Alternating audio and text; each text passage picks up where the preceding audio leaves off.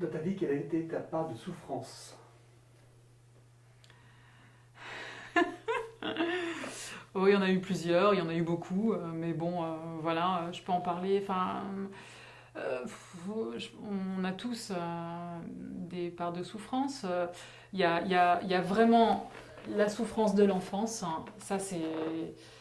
Et ça, à la limite, c'est celle dont je parlerai le moins parce que je pense que c'est la plus profonde et que c'est trop difficile d'en parler.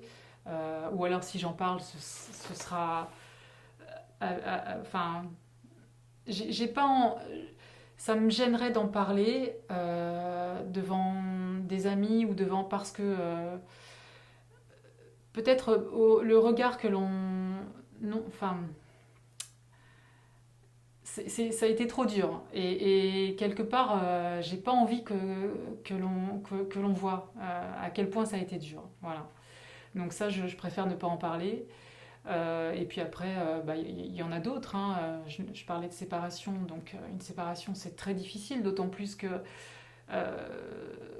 bah, enfin, je pense que n'importe quel couple qui vit avec une personne que l'on a aimée, avec laquelle on a construit, avec laquelle on se voyait rester dans la durée, et que finalement bah, les choses ne se passent pas de cette façon, et que finalement bah, le château de cartes s'écroule, c'est vraiment difficile, c'est dur.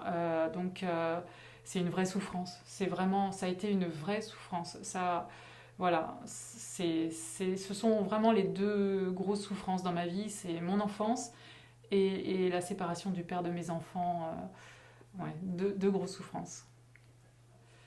Donc j'ai vu une personne pour m'accompagner sur ces deux souffrances hein, que j'ai évoquées.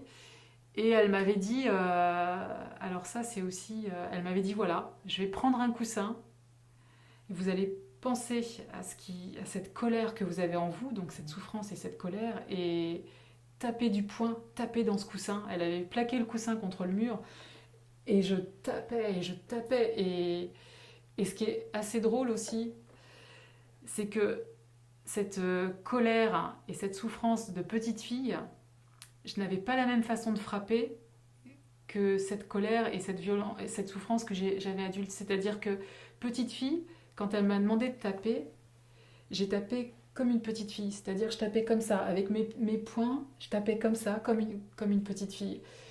Et quand j'étais donc cette colère d'adulte, c'était le poing.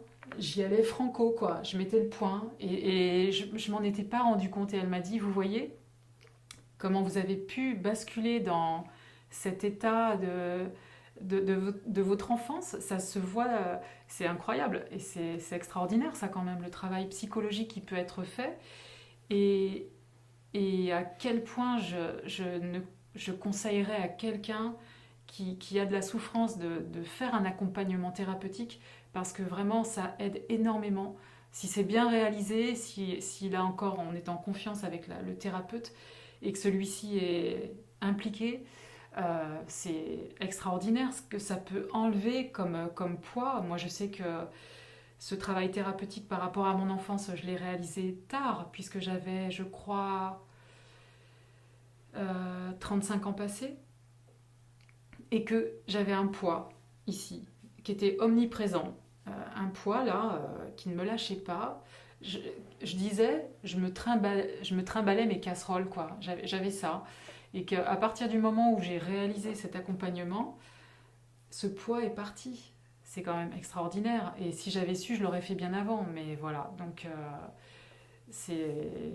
il y a beaucoup à faire sur soi quand on a ce genre de souffrance.